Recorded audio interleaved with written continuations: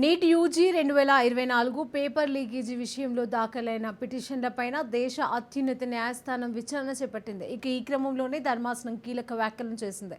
ఇక neat ప్రశ్నాపత్రం leak అయిన మాట వాస్తవమేనని తేల్చి చెప్పింది. అయితే ఆ లీక్ అయిన పేపర్ ఎంతమందికి చేరిందనే విషయం పోలీసుల విచారణలో తేలాల్సి ఉందని తెలిపింది.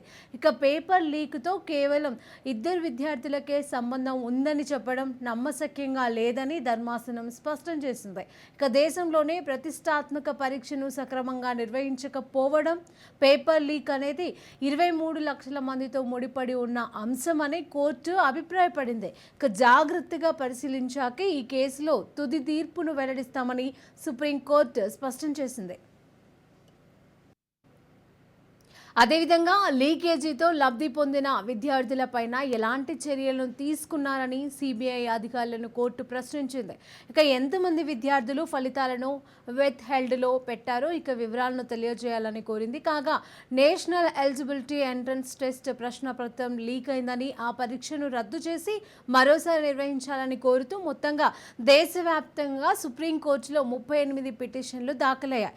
మరి పేపర్ లీకేజీలతో పరీక్షల పవిత్రతే దెబ్బతింటుందని, పరీక్షల ఉనికిని కాపాడుకునేందుకు చర్యలను తీసుకోవాలని కొందరు దాఖలు చేసిన పిటిషన్లలో కోరారు.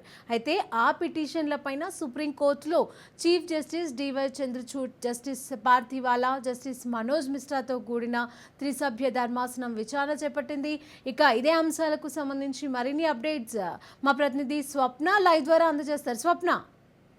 శిరీష, అసలు 23 లక్షల మంది విద్యార్థుల భవిష్యత్తును ఎన్టీఏ ఏం చేయాలనుకుంటుంది, కేంద్రం ఏం చేయాలనుకుంటుంది, అసలు సిబిఐ ఎంతవరకు దర్యాప్తు చేస్తుంది, ఏ విషయాల మీద ఎందుకు క్లారిటీ ఇవ్వలేకపోతున్నారనే దాని గురించి మాత్రం పెద్ద స్థాయిలో చర్చ జరుగుతుంది. మనం చూస్తున్నాం, గత కొన్ని రోజులుగా అయితే విద్యార్థి సంఘాలు, విద్యార్థులు, నీట్ ఎగ్జామ్ రాసిన విద్యార్థులు రోడ్డెక్కుతున్నారు, ఆందోళన చేస్తున్నారు, రాస్తారోకోలు చేస్తున్నారు, మాకు న్యాయం జరగాల్సిందే అని చెప్పేసి వాళ్ళు దగ్గరుండి పోరాటాలు చేస్తున్నారు. ఇప్పుడు ఎవరికైతే గ్రేస్ మార్కులు యాడ్ చేశామని చెప్పారో వాళ్ళకి మళ్ళీ ఎగ్జామ్ కండక్ట్ చేశారు, వాళ్ళ రిజల్ట్ వచ్చేసింది. ఇప్పుడు కౌన్సిలింగ్ జరగాలి. అసలు కౌన్సిలింగ్ జరుగుతుందా జరగదా? మొన్న జరగాల్సినటువంటి కౌన్సిలింగ్ని వాయిదా వేశారు. మళ్ళీ వెంటనే మళ్ళీ ఇంకొక టైం చెప్తామన్నారు, అది కూడా అయిపోయింది. అసలు కౌన్సిలింగ్ జరుగుతుందా జరగదా? సుప్రీంకోర్టులో మీరు ఇప్పుడు అన్నట్టు ఇన్ని పిటిషన్లు దాఖలైన తర్వాత వాటి గురించి సమగ్ర దర్యాప్తు చేయాలి అనుకున్నప్పుడు సుప్రీంకోర్టు చివరిగా చెప్తుంది ఏంటంటే, మాకు చివరి ఆప్షన్ అనేది ఎగ్జామ్ రీకండక్ట్ చేయడం. ఎందుకంటే విద్యార్థులు ఎంతో కష్టపడి చదువుకొని ర్యాంక్ సాధించిన వాళ్ళు ఉన్నారు. వాళ్ళను మేము అనవసరంగా తప్పుదోవ పట్టించలేము, వాళ్ళని ఇబ్బంది పెట్టలేము. ఎగ్జామ్ రీకండక్ట్ చేయాల్సి వస్తే అది మా చివరి ఆప్షన్గా పెట్టుకుంటాం. ప్రస్తుతం సుప్రీంకోర్టు సిబిఐ ఎంక్వైరీ చేసిన విషయాల్ని క్షుణ్ణంగా అడిగింది. ఏంటంటే అసలు మీరు పేపర్ లీకేజ్ కాలేదని ఎన్టీఏ చెప్పింది. అది అవాస్తవం. పేపర్ లీకేజ్ అయింది. పేపర్ ఎగ్జామ్ కంటే ముందే కొంతమందిని చేరింది. వాళ్ళు ఆల్రెడీ ప్రిపేర్ అయ్యారు, వాళ్ళు ర్యాంకులు తెచ్చుకున్న వాళ్ళలో ర్యాంకర్స్లో ఉన్నారు. ఆ విద్యార్థుల్ని అసలు గుర్తించారా మీరు? గుర్తించినటువంటి విద్యార్థులకు ఎలాంటి శిక్ష వేశారు? అసలు ఆ విద్యార్థుల దగ్గరే ఆ పేపర్ ఆగిపోయిందా, వాళ్ళ నుంచి ఇంకెవరికి వెళ్ళలేదు అనేటువంటి వార్తలు నిజమేనా? లేదు, సోషల్ మీడియాలో ఆల్రెడీ అంటే ఎగ్జామ్ రాస్తున్నప్పుడే పేపర్ అనేది బయటకు వచ్చేసింది సోషల్ మీడియా ద్వారా. అంటే సోషల్ మీడియా ద్వారా వచ్చినటువంటి పేపరు ఇంకా ఎవరెవరికి చేరింది? అసలు నిజంగా ఎగ్జామ్ రాయకముందే వచ్చేసిందా? ఇలాంటి ఎన్నో క్వశ్చన్స్ ఉన్నాయి. వీటి మీద సమగ్ర దర్యాప్తు చేయాల్సినటువంటి అవసరం ఉంది అని చెప్పేసి సుప్రీంకోర్టు గట్టిగా చివాట్లయితే పెట్టింది.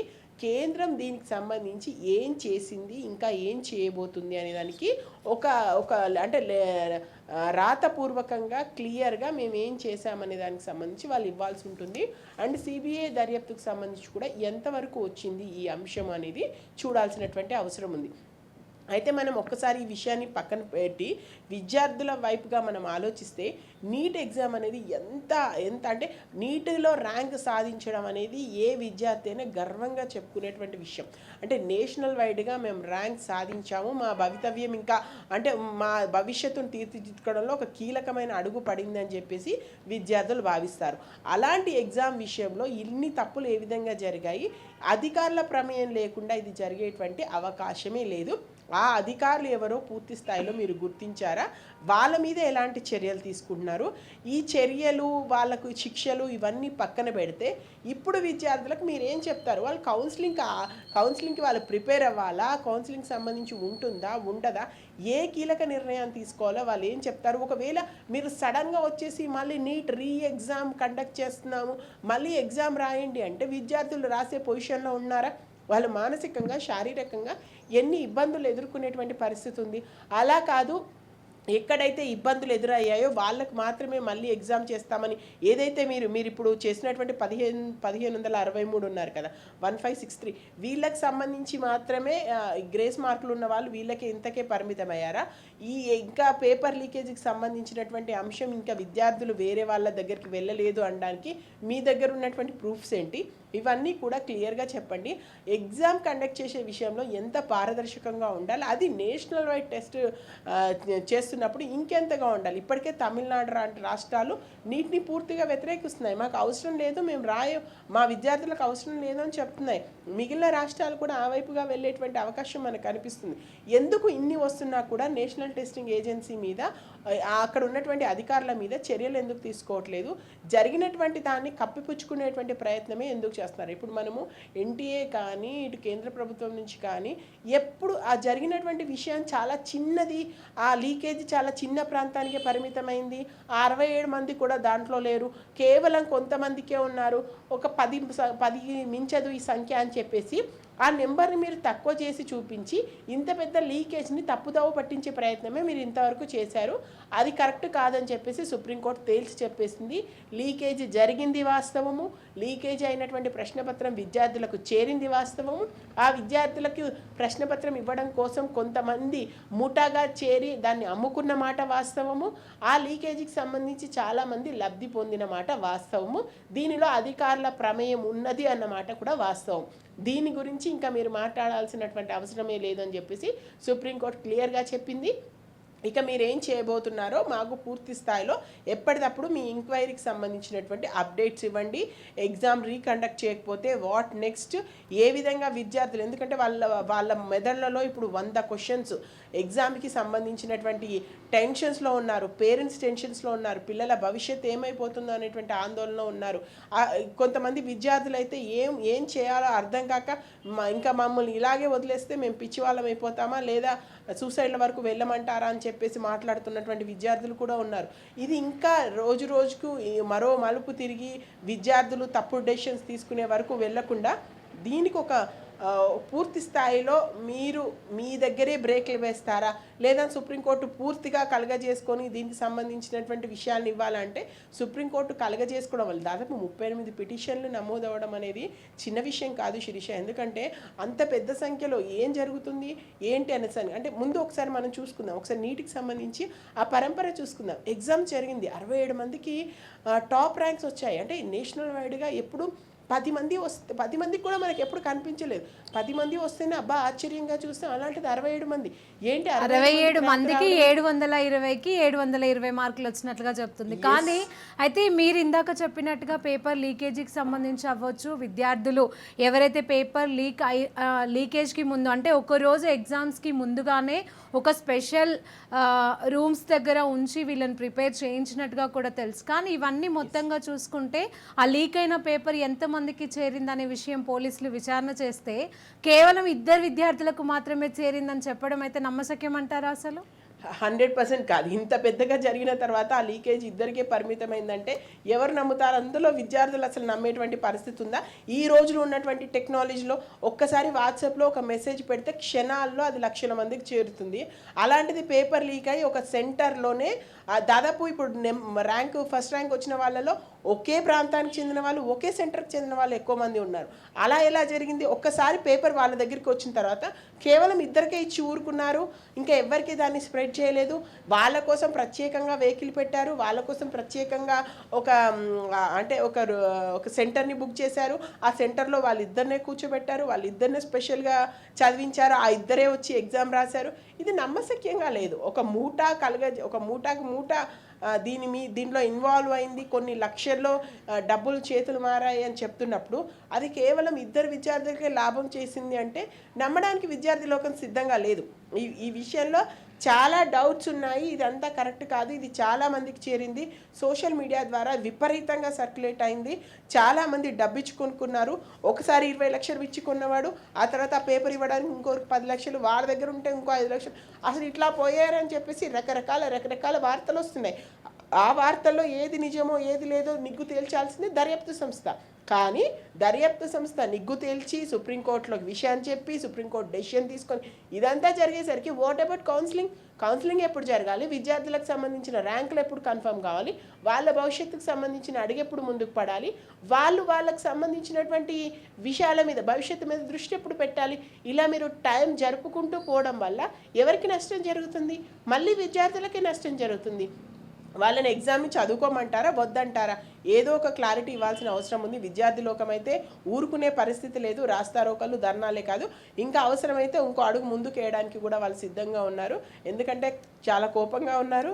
వాళ్ళ కష్టాన్ని ఇలా చేసి తప్పుదారి పట్టించడంలో చాలా విపరీతమైనటువంటి ద్వేషాన్ని కూడా వాళ్ళు పెంచుకుంటున్నారు. ఇదైతే ఎట్టి పరిస్థితుల్లోనూ మంచిది కాదు. ఇది సాధ్యమైనంత త్వరగా దీనికైతే ఒక బ్రేక్ పడాలి. దానికంటే ముందు ఒక విషయం ఏంటంటే ఎన్టీఏ తను చేసిన తప్పులు పూర్తి స్థాయిలో ఒప్పుకోవాలి.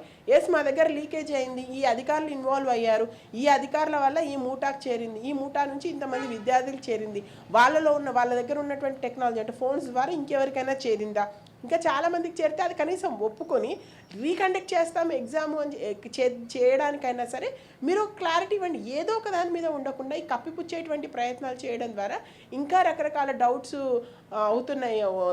అంటే విద్యార్థుల్లో వస్తున్నటువంటి పరిస్థితి ఉంది. టైము పెరుగుతున్న కొద్దీ టెన్షన్ వాతావరణం పెరుగుతుంది, పేరెంట్స్ కూడా ఇబ్బంది పడుతున్నారు. మళ్ళీ ఇంకొక రకంగా చూస్తే వాళ్ళ భవిష్యత్తుకి సంబంధించి మాకు అన్నీ కూడా ప్రశ్నలే కనిపిస్తున్నాయి తప్ప సమాధానాలు లేవు అని చెప్తున్నారు. సో ఇన్ని ఉన్నాయి కాబట్టి శిరీష సాధ్యమైన ఇప్పుడే మొత్తంగా స్వప్న 25 లక్షల మంది విద్యార్థుల భవిష్యత్తు ఇది. మొత్తంగా చూసుకుంటే మొన్న పార్లమెంట్ సమావేశాలలో ప్రతిపక్ష నేత అయినటువంటి రాహుల్ గాంధీ కూడా దీనికి సంబంధించి నీటిపైన చర్చలు కొనసాగించాలి అన్నప్పుడు నరేంద్ర మోదీ దీన్ని ఆపుతూ వస్తున్నారు. అంటే ఒకవేళ విద్యార్థుల నుంచి ప్రజల నుంచి వ్యతిరేకత వస్తుంది అని చెప్పి చర్చని కొనసాగనివ్వలేదా? దీనిపైన అప్డేట్స్ ఏంటి? ఖచ్చితంగా మొన్న పార్లమెంట్లో జరిగినప్పుడు, ఎందుకంటే విపక్షము దీన్ని మా చేతిలో ఒక ఆయుధంగా అయితే మేము తీసుకోవట్లేదు, మాకు విద్యార్థుల పక్షాన మేము నిలబడుతున్నాము, ఇది చిన్న విషయం కాదు. ఎందుకంటే నేషనల్ వైడ్గా జరిగినటువంటి టెస్ట్ 23 లక్షల మంది విద్యార్థులు రాసినటువంటిది. వాళ్ళ భవిష్యత్తుకు సంబంధించిన విషయము. ఏ చిన్న తప్పు జరిగినా కూడా చాలా పెద్ద మూల్యం చెల్లించుకోవాల్సి ఉంటుంది. అసలు ఎంతవరకు మీరు దర్యాప్తు చేశారు, ఎన్టీఏ ఏం చేసింది, దాని మీద మనం చర్చిద్దాము. మీరు ఇచ్చినటువంటి రిపోర్ట్స్లో, మీరు చేసినటువంటి పోలీస్ ఎంక్వైరీలో, మీరు చెప్పినటువంటి బీహార్ ముఠాకు సంబంధించి మాకు కొన్ని డౌట్స్ ఉన్నాయి, ఈ డౌట్స్ క్లియర్ చేయండి, వీటి మీద చర్చిద్దాము అని చెప్పేసి రాహుల్ గాంధీ అయితే పట్టుబట్టడం జరిగింది. మోదీ అయితే దాన్ని జరుపుకుంటూ వస్తున్నారు. ఎందుకంటే దీనికి సంబంధించి ఇప్పటి వరకు ఇంకా క్లియర్ ఇన్ఫర్మేషన్ వాళ్ళ దగ్గర కూడా ఉందా అంటే ఉందని చెప్పలేని పరిస్థితి ఉంది. ఎందుకంటే ఒకసారి తప్పు ఒప్పుకుంటే ఆ తప్పు ఎక్కడ జరిగింది, ఎలా జరిగింది, ఎంతవరకు దీనివల్ల ప్రభావితమైంది అనే విషయాన్ని చెప్పొచ్చు. కానీ ఎటు చూసినామని తప్పే జరగలేదు అని చెప్పుకుంటూ ఇన్ని రోజులు వాళ్ళు సెల్ఫ్ గోల్ చేసుకున్నారని చెప్పాలి. నిజానికి వస్తే ఇప్పుడు సుప్రీంకోర్టు కలుగ చేసుకొని మీరు తప్పు చేశారు, మీ దగ్గర తప్పు జరిగింది, ఇంకా కప్పిపుచ్చేటువంటి ప్రయత్నం చేయకండి అని చెప్పే వరకు కూడా ఏదే జరగలేదు, ఇద్దరికే జరిగింది, ముగ్గురికే జరిగింది, ఎగ్జామ్ అయిపోయాక పేపర్ లీక్ అయింది. సో ఇలాంటి మాటలు మాట్లాడుతూ వచ్చారు. కాబట్టి ఇప్పటికైనా తప్పు జరిగింది, ఇది అందరూ ఒప్పుకోవాల్సిన విషయం. ఆ తప్పు ఎంతవరకు ఎఫెక్ట్ చూపిందో మాత్రమే క్లారిటీగా ఇన్ఫర్మేషన్ రావాల్సిన అవసరం ఉంది. నిజంగా మళ్ళీ ఎగ్జామ్ కండక్ట్ చేయడం అనేది చిన్న విషయం కాదు. విద్యార్థులు రాయడానికి మానసికంగా సిద్ధంగా ఉన్నారా లేదా చూసుకోవాలి. కానీ చాలామంది మాత్రం మాకు మళ్ళీ ఎగ్జామ్ కండక్ట్ చేయండి అంటున్నారు. అంటే ర్యాంక్ వచ్చిన వాళ్ళది ఒక పరిస్థితి, ర్యాంక్ రాని వాళ్ళది ఒక పరిస్థితి. ర్యాంక్ వచ్చిన వాళ్ళు ఇంత కష్టపడి చదివాము, మళ్ళీ ఎగ్జామ్ ఏంటి అనేది వాళ్ళ బాధ. ర్యాంక్ రాని వాళ్ళకు పేపర్ లీక్ అయింది, దానివల్ల మాకు ఇబ్బంది జరిగింది, ఈసారి మేము చదువుకొని రాస్తామన్నది వాళ్ళ ఇష్యూ. సో ఓవరాల్గా ఏం చూసుకున్నా 1-2 మార్కుల తేడాతోనే పెద్ద లాస్ ఉంటుంది. అట్లాంటిది అవుట్గా కట్ ఆఫ్ తీసుకొస్తుంటే ఏం చేస్తుందో చూడాలి. తప్పులైతే జరిగాయి, ఇది రెక్టిఫై కాకుండా చూడడం అనేది తర్వాత విషయం. ముందు ఇక్కడ దీనికి సంబంధించినటువంటి విషయాల్లో విద్యార్థులకు అన్యాయం జరగకుండా చూడాలి. ఇప్పటికే చాలా అన్యాయం జరిగిపోయింది. వాళ్ళు మానసికంగా, శారీరకంగా క్షోభ అనుభవిస్తున్నారని చెప్పాలి. దీనికి సంబంధించి కేంద్ర ప్రభుత్వం పూర్తి స్థాయిలో కలుగజేసుకోవాలి. ఇది మళ్ళీ రాజకీయంగా ఇష్యూ తీసుకుంటే రాజకీయంగా, ఎందుకంటే ఇప్పుడు ఓవైపు ఎస్ఎఫ్ఐ వాళ్ళు, విద్యార్థి సంఘాలు, ఇటు కమ్యూనిస్టు పార్టీలకు సంబంధించిన వాళ్ళు, కాంగ్రెస్ పార్టీకి సంబంధించిన వాళ్ళు, ఎన్డీఏకి ఆపోజిట్ కూటమిలో ఉన్న వాళ్ళు, వీళ్ళందరూ మళ్ళీ ధర్నాలు రాస్తారు ఒకరు చేయడం. అంటే ఇది ఒక రాజకీయ ఇష్యూగా మారి మళ్ళీ పొలిటికల్ టర్న్ తీసుకోవడం, ఇలాంటివి కాకుండా విద్యార్థులకు న్యాయం చేసే దిశగా ఏం చేయాలనేది కేంద్ర ప్రభుత్వం ఆలోచించాలి. సిబిఐ దర్యాప్తు చేస్తున్నటువంటి సంస్థ కూడా పూర్తి స్థాయిలో దర్యాప్తు చేసి ఒక రిపోర్ట్ ఇవ్వాలి. సుప్రీంకోర్టు ఎలాగో కలుగజేస్తుంది కాబట్టి సుప్రీంకోర్టులో అయినా విద్యార్థులకు న్యాయం జరుగుతుందేమో చూడాలి. Right, thank you Swapna.